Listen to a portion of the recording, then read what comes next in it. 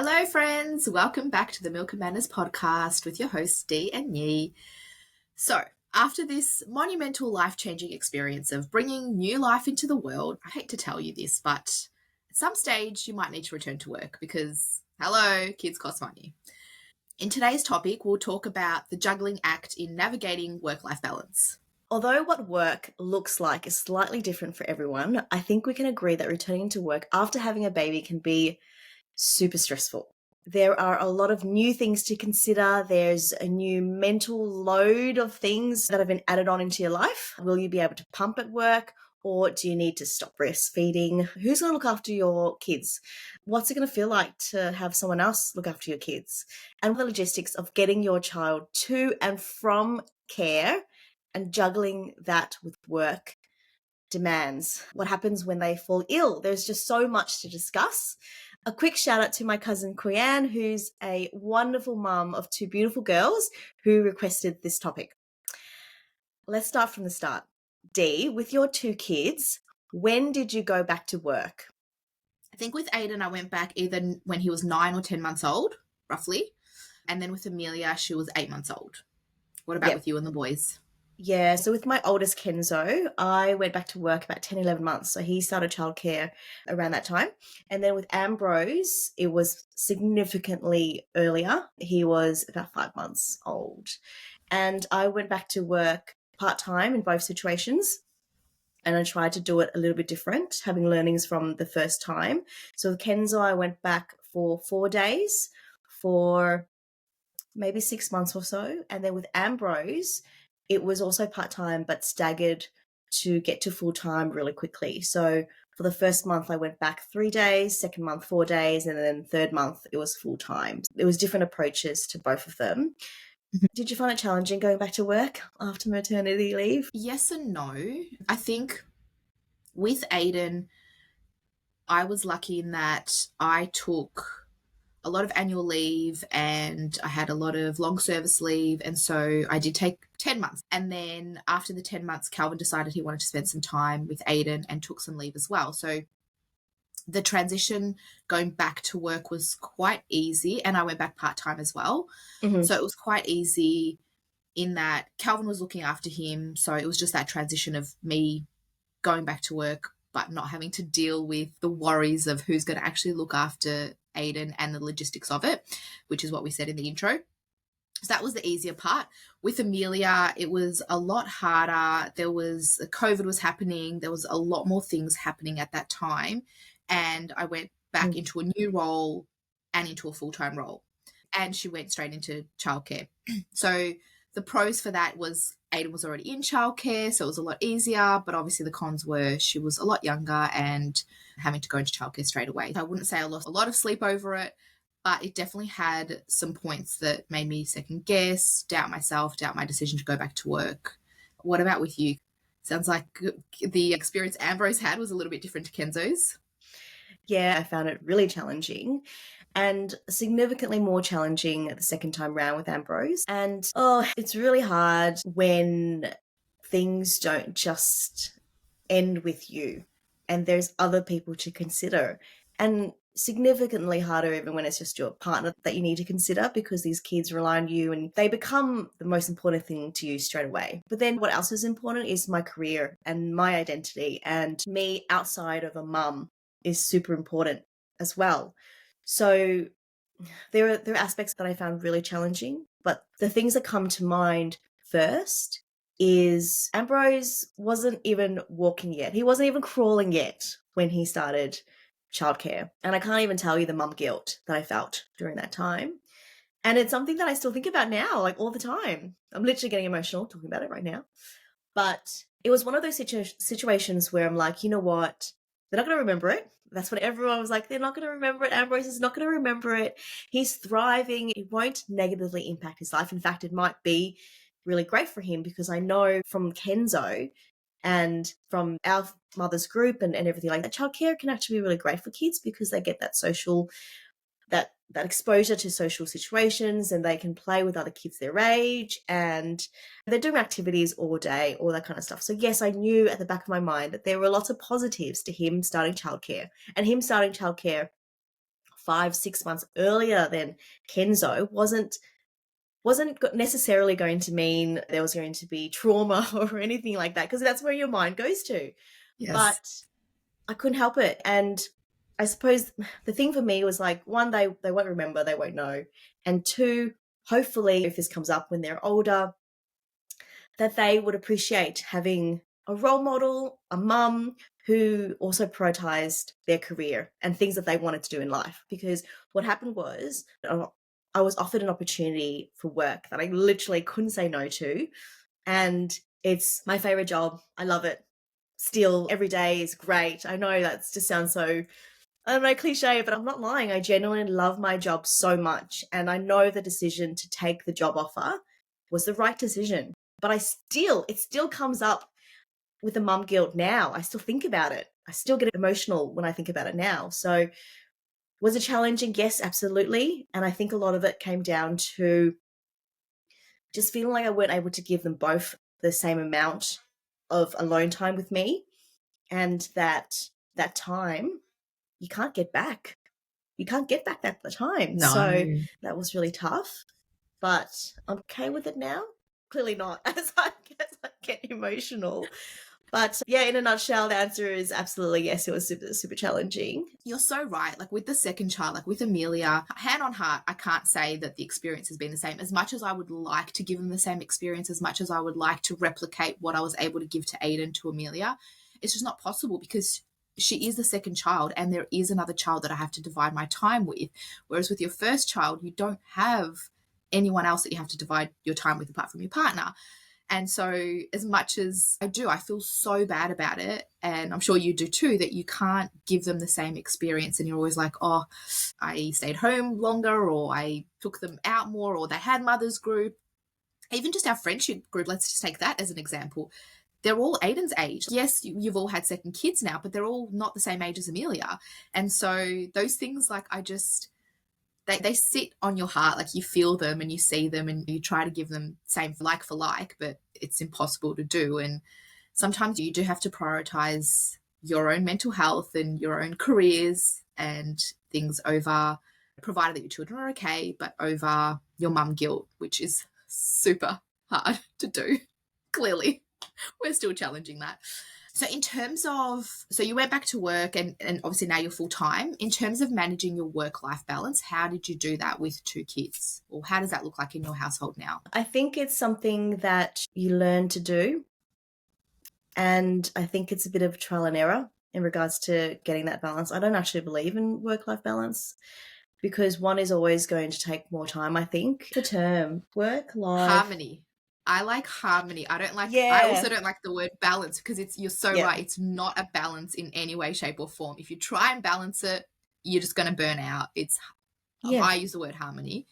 Yeah, and I think it ebbs and flows in terms of there's going to be times when family is going to take more time. There's weeks, months where maybe work, you can prioritize a bit more time to it.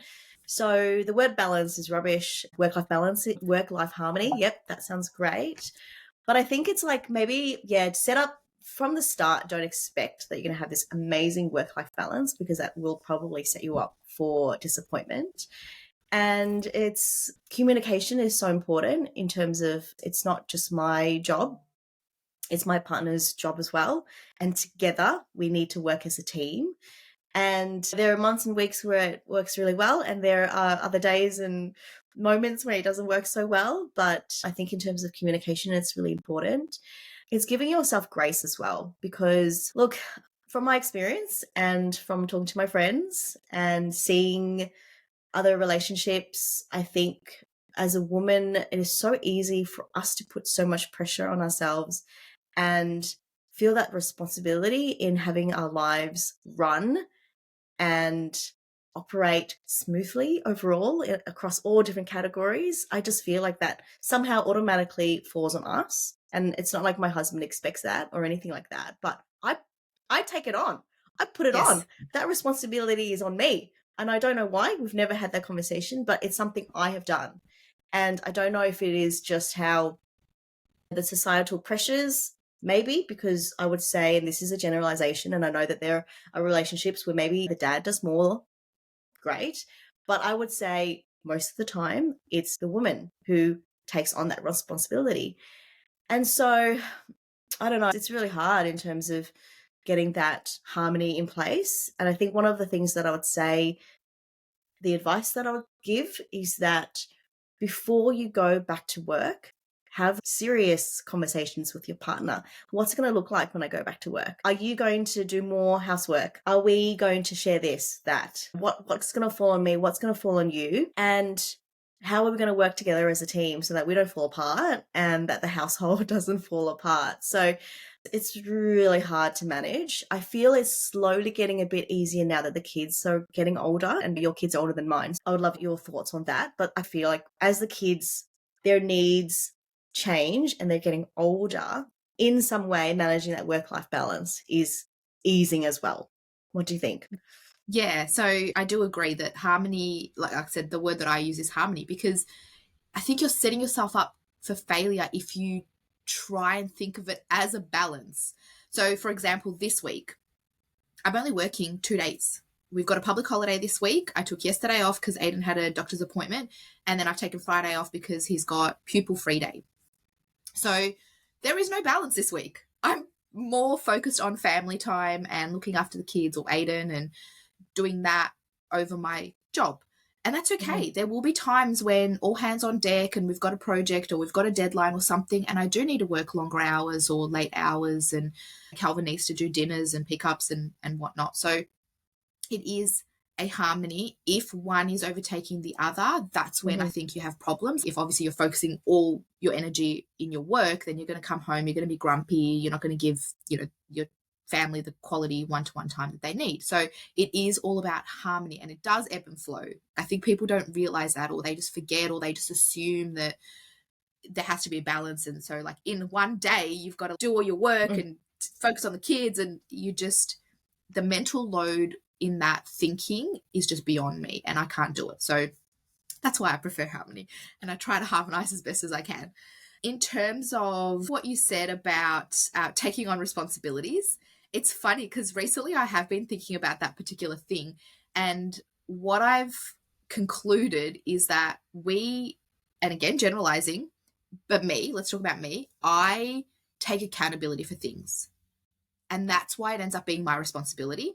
And that's not just at home, at work as well. Somebody will talk about something, and then for some stupid reason, don't ask me why, I tend to just make it my problem, and I tend to take accountability for it. And then all the things that need to happen with that particular thing, whether it's make an appointment for your child or make their lunches or send an email or whatever it is, whether it's work or home, somehow that becomes my problem. I take accountability for it, and I need to see it through and make sure that it's done.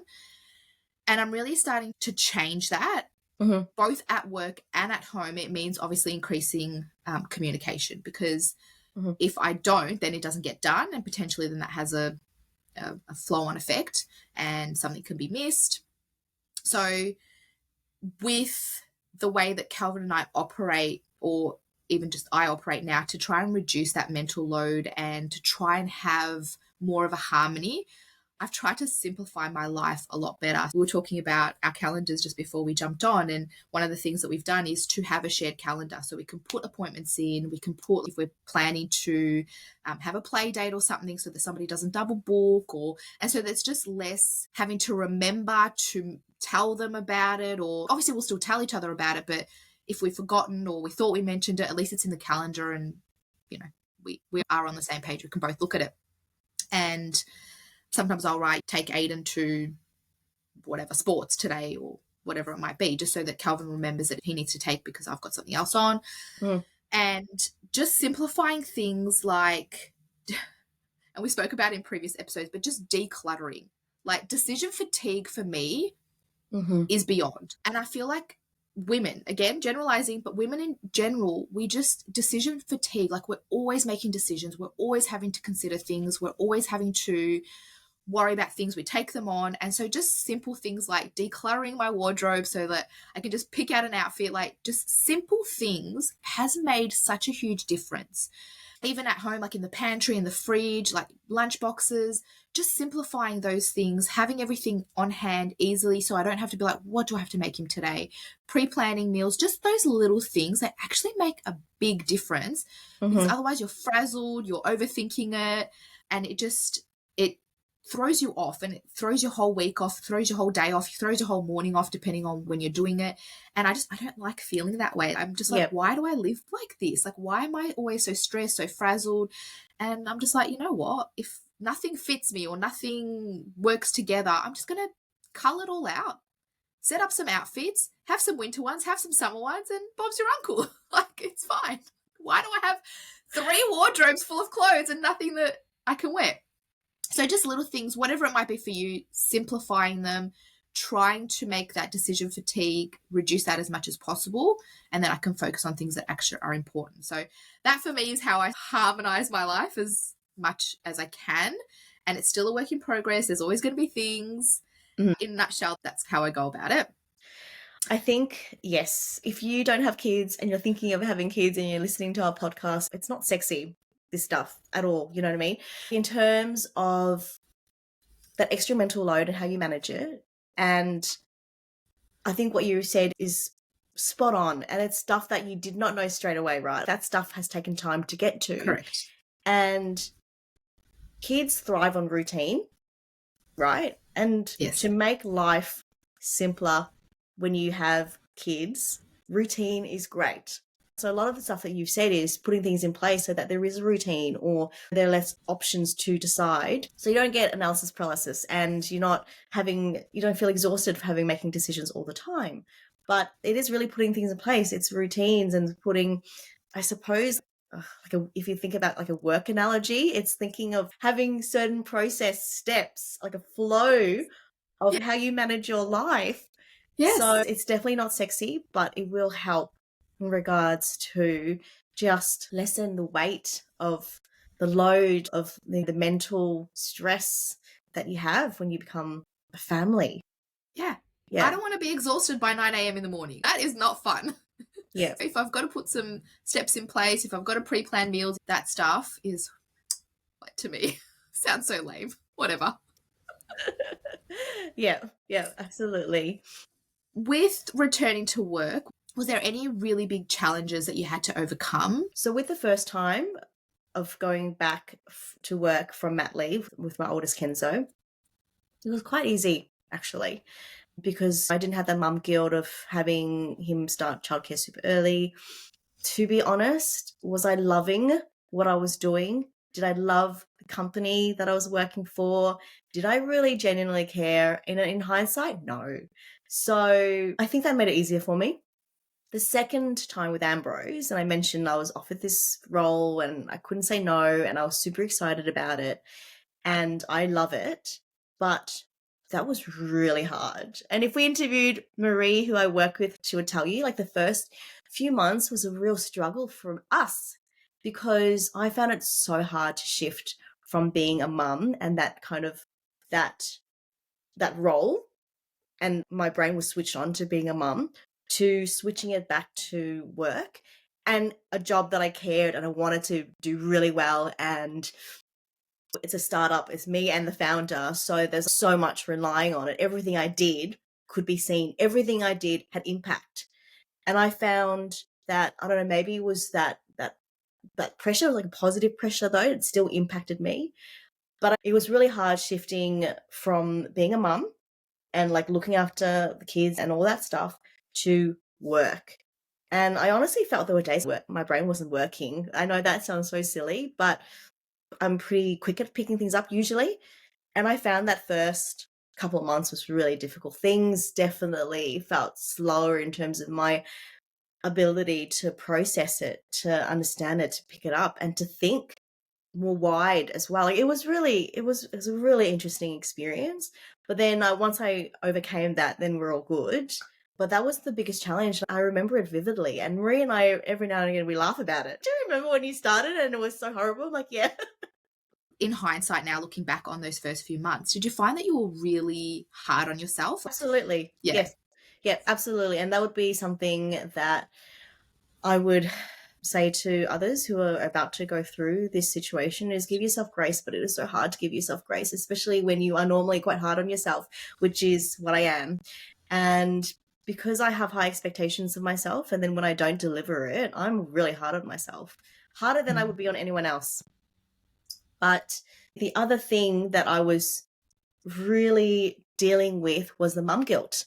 So with Ambrose, not only was I changing careers pretty much drastically, like obviously I had the skills for this role, hence why I was hired. I was going from a top four bank of Australia, like massive corporate, 40,000 whatever staff members, to a tiny startup where I would be employee number one. So I was shifting in terms of that space, and they work obviously so differently. So I was trying to navigate that as well. And then there were things that I had to learn for this new role. Then I was dealing with the mum guilt. And yes, in hindsight, I was so hard on myself. And that made it worse. That magnified any issues that I was having at work because I was so hard on myself. So, yeah, when you go through that situation, I think just in terms of that personal awareness, and I am aware that I am hard on myself. That's just how I am. But I was still really hard on myself. That's just how it went. How did you end up giving yourself grace? Was it just time? Like over time, just things got easier and your brain switched back on and you gave yourself a bit of time to process new things with the new job and the new role and the new structure at home? Or did you do something? Did you sit yourself down and be like, stop doing this, stop being mean to myself?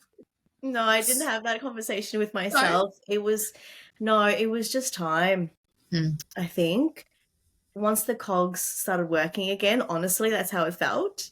Things just started to make sense and I started getting things again. And the other thing is, you also feel that in that moment where you're failing at every aspect of your life, because I felt like I was failing at work.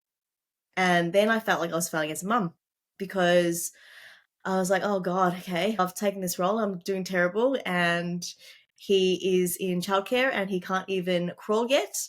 So you just feel like you're letting everyone down, but you don't think about how you're letting yourself down when you're going through this stuff. But yeah, just give yourself grace if you can, and time. Two things that I think are really hard to do when you're in the moment and you can't see through the fog of everything that you're feeling. Mm-hmm. I agree. I agree. And I think we had very similar experiences. And maybe it goes to show that potentially it also has something to do with the new role, because Mm-hmm. I found it quite easy to go back to work with Aiden, going back to the same role, part time capacity. And like I said, Calvin was at home with Aiden, so I didn't really have the stress of childcare and worrying about introducing new people to look after Aiden. Not that I had any issue with them because they are trained professionals and we did tours of different childcare, so we chose Mm-hmm. one that we felt right with. But when I went back with Amelia, it was very different. And I think back to what I said earlier about the guilt of the second child, where you feel like you don't give them the same experience as the first, that definitely played a role in it. But then returning to work in a full time capacity also meant that my time was very limited. And Mm-hmm. also in a new role, I had the same thing. Like my brain just did not work. And now that I think about it, yes, it's partly mum brain, which I still have to this day and I will have for the rest of my life. Everything that I stuff up, oh, mum brain. My kids will be 45. Oh, mum brain. Uh, I'm claiming that for life. I've had kids. I'm a mum. That's it. I've got mum brain for life. Apparently, our brains do change. Do When you become a they? mum? Apparently, I don't know any For of the better or scientific. for worse? No, I think just something happens. Just change. Yeah. Okay. We might have to look into that and talk about that. But I definitely felt that going into a new team, going into a new role, there was that added pressure of learning things, of new people, just being out of your comfort zone. And I think I'm a little bit like you. I dislike not knowing what I'm doing. Like, as much as I love learning, I love learning. Like, I hope I never stop learning. Like, throughout my whole life, like, I want to be a student. And I'm constantly always looking for new courses and new things to learn, reading new books, etc. But I don't like that feeling when you're required to do something that you might not be fully across, trying to learn the new stakeholders, trying to learn just the new processes, the new ways that the new management want to run things, like all those little things that you knew inside and out in your old role. You could do the old role in your sleep, which is probably not a good thing because they're obviously not challenged, but that's just, there's that comfort that comes with that. And then in your new role, you feel like such a failure. You absolutely hit the nail on the head. You just feel like you're failing. And with Amelia, we did have her in childcare straight away. Again, Aiden was there, so it was like we knew the educators, but it was still hard. I also stopped breastfeeding with Amelia as soon as she went into childcare, whereas with Aiden, I was pumping at work, so I prolonged the breastfeeding experience. So it's never going to be the same with baby one, baby two, baby three, so on. You cannot give them the same experience. And looking back on my childhood, I know that my sister and I did not have the same experience. Like, we lived in the same household, we're both girls, but we didn't have the same upbringing. So I put a lot of pressure on myself to give Aiden and Amelia the same upbringing when I know that I can't. It's never going to be the same, and that's still a challenge for me. It's still something that I need to remember and consider. So we both found it really hard to go back to work. When you were thinking about going back to work, did you also consider or felt that your career goals or what you wanted to achieve from work, did that shift? This one's a really hard one for me to answer because I don't have very strong career goals. I'm not very career driven, and I never have been. And so I don't think that having children has changed that for me. I think I have gone through an evolution, like a personal evolution, and my career goals have changed because of that, which is annoying because couldn't I have done it earlier? I don't know. Had to make it hard for yourself. Oh, look, life would be so boring if I didn't.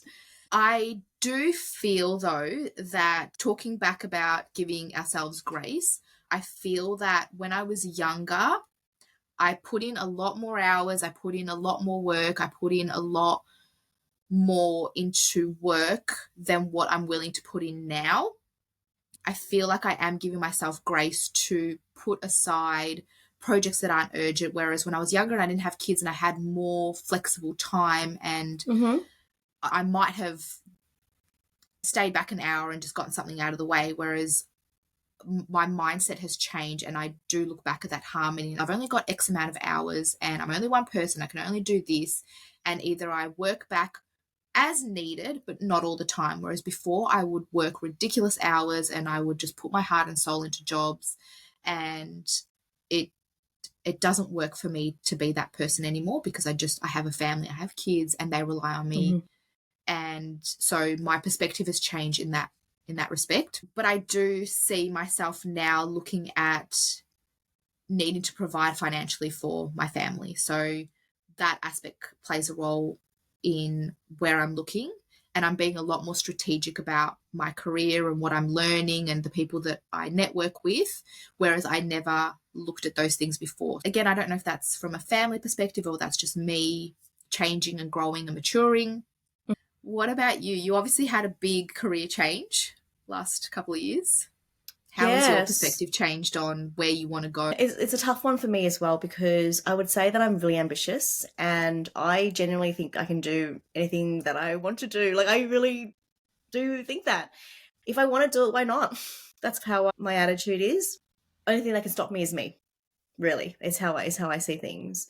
So I decide what it is that I want to do and go for it. There are some things that have shifted quite a lot, and you definitely mentioned those things, and I agree with you in regards to your priorities change in terms of your time and how much of your time can you allocate to work, working late, working weekends, all that stuff. Before I had kids, 4 years of my life where I worked corporate in this talent HR role, also owned and operated a cafe and did everything. So every night I would be doing payroll, marketing, whatever it is, managing the website, doing our social, all that stuff. During the day, 9 to 5, working in this HR corporate role. Then on the weekends, working physically in the cafe. Like, I literally worked most nights and every weekend for 4 years. And there's no way in hell would I consider doing that now. There's just no way. Physically, I would fall apart. Mentally, absolutely as well. And my kids are my priority now. That's it. But I'm still quite ambitious. Not that I want to be global marketing manager of whatever. Like that's not where my ambition is. My ambition is more about feeling fulfilled. I think that's super important to me. And I have had roles in the past where I just wasn't really that engaged. And mostly because I got to that point where I wasn't learning anymore. And I'm very similar to you in terms of I love to learn. Like I'm the sponge. I want to grow. Why would you not? So that's why the role that I'm in right now is just so perfect for me, because every day I learn something new and I sponge off Marie, who I work with, and together, and we have a third member of the team, together we make decisions that would generally be across 5 teams at a corporate. Between 3 of us, we do literally everything that a business requires. So I'm still very ambitious in terms of wanting to grow, not necessarily in terms of hierarchy and all that BS. I couldn't care less about hierarchy, but I want to grow. I want to be learning. I want to feel engaged and that my brain is being utilized and that I am challenging myself. So, still very ambitious in terms of all that stuff.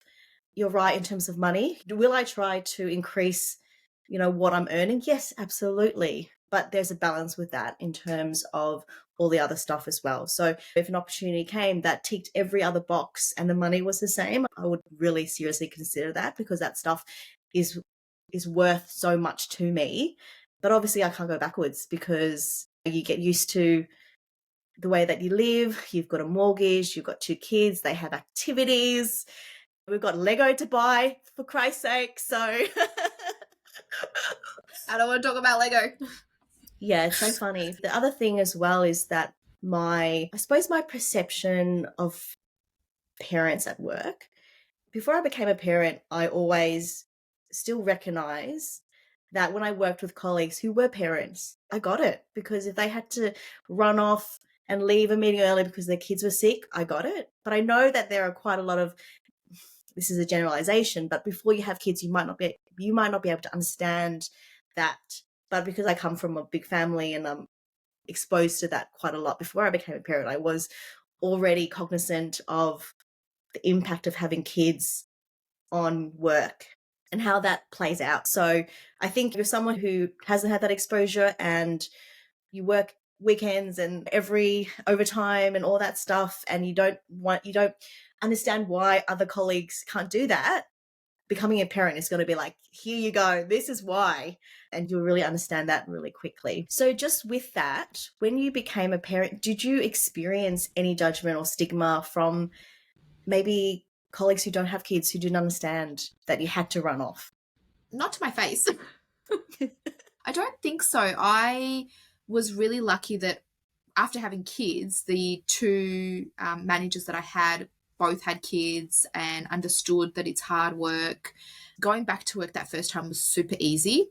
Mm-hmm. Going back to work that second time, even though I was in a full-time role and there was lots happening, like I said, my boss at the time was understanding that I was a new mom, especially with a second kid, coming back into work, and I was really lucky in that respect. I didn't have many occasions where I had to drop everything and go and leave everything with everyone else. All my roles are very singular. Like I am responsible for what my workload is. And so I was never in a position where anything that I was doing would be on somebody else's shoulders. So Mm-hmm. I think that stigma never really sat with me because just purely the type of role that I had. I don't know if karma's real or whatever, but being the person that would pick up the slack for other parents. And at the time, hand on heart, I did not think of it like, why is this person not pulling their weight just because they're a parent, which I Mm-hmm. know that some people do. And I have had those comments from other people, oh, just because they're a parent doesn't mean they can just leave things. And I'm like, yeah, but their child's sick. There's nothing they can do about it. And so I Mm-hmm. never held any hard feelings or anything. I would just get the work done. And so maybe the karma gods are like, oh, let's give her a nice role, because that is an added pressure as well. When you feel like you're letting down the team, when you feel like you're not pulling your weight, that's an additional pressure. And sometimes Mm-hmm. I do feel bad if I have to miss a meeting because the kids are home sick, but there's literally nothing I can do about it. And I'm not going to not look after my kids because I have a meeting. Like work is work and it will still be there.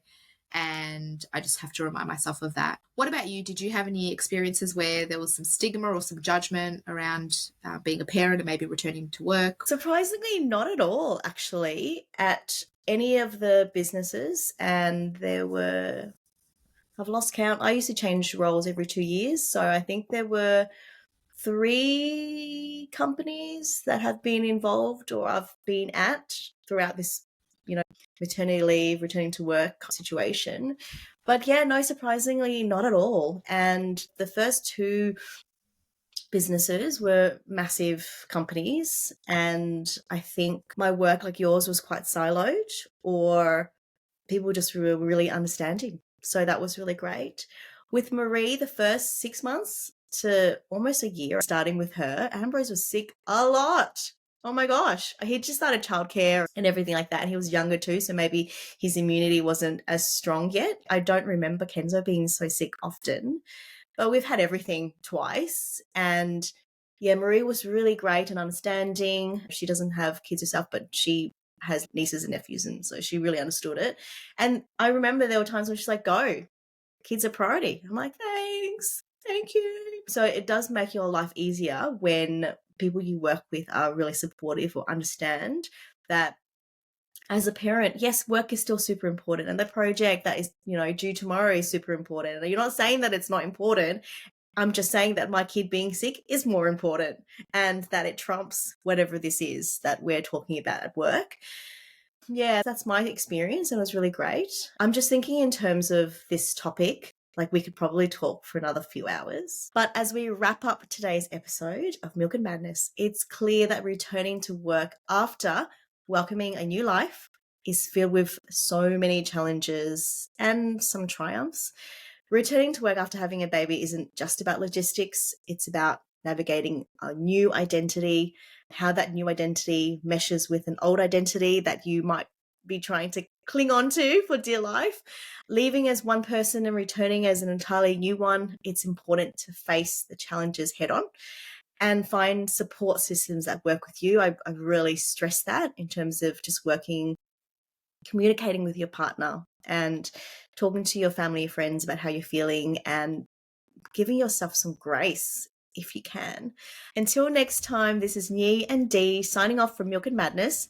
Stay resilient, find that harmony, and keep embracing the madness. Speak to you soon. Bye.